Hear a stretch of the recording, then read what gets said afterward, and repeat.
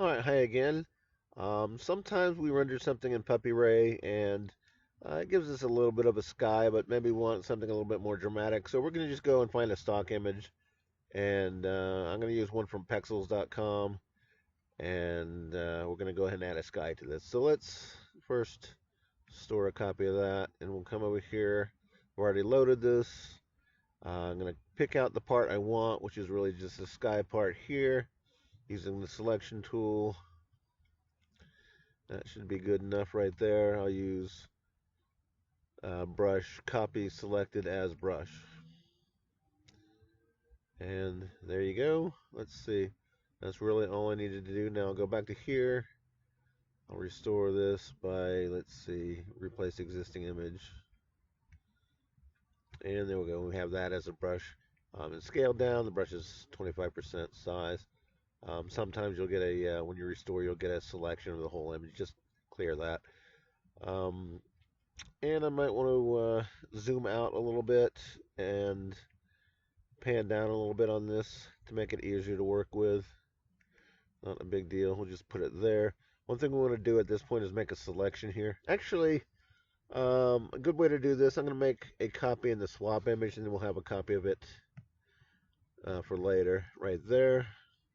So both images have that same thing in there. I'm just going to, instead of worrying about the selection for now, I'm just going to go ahead and go to the brush menu, find the stamp tool, and just go ahead and stamp this in a place where it looks appropriate. Probably right about here. Make sure it covers the entire image. I might have to scale it up slightly.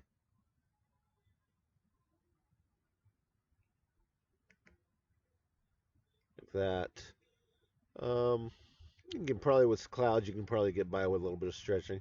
One thing you want to do when you're using a sky image, just check the lighting on your scene. Make sure the clouds have that same kind of light. I can see this light's coming pretty much from the same angle. So that looks about right. I'm just going to go ahead and stamp that down. And now that we've done that, I can go ahead and get rid of this brush here. Just free it. Don't need that in memory anymore. And we can go back to the swap image that we had from earlier. Now we want to make a selection. There's a lot of ways you could do a selection here. You could use a color key or whatever, but I think for this particular case, just using the magic wand will do it just fine. You want to give it a little bit of tolerance. You want it just at 0, so do that. Hold down Shift, and that'll let you make multiple selections. Do that, and maybe a little bit here.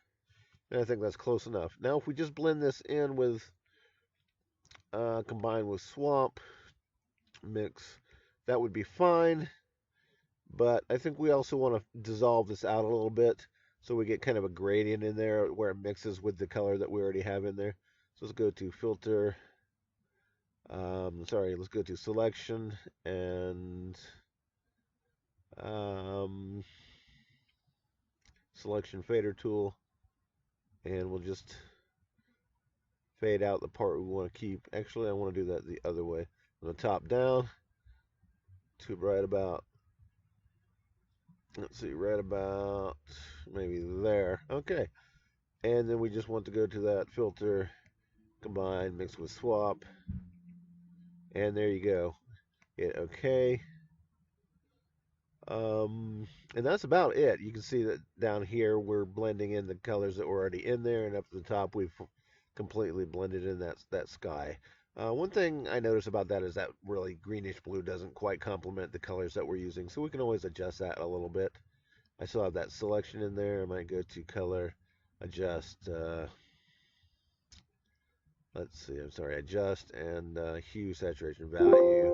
Might make this a little more blue or something, a little less saturated, or whatever it takes to just get it to work.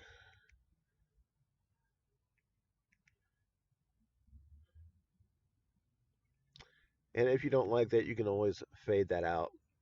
Fade last action, too green, not enough green, somewhere in the middle, and that'll be good. And that's basically it. I'll deselect that and go to the zoom 100% or scale to fit. Actually, would be better. And we can take a look at what we've done there, and reasonably happy with that. and I'm going to call that a finished product. Okay, thanks for watching and talk to you later.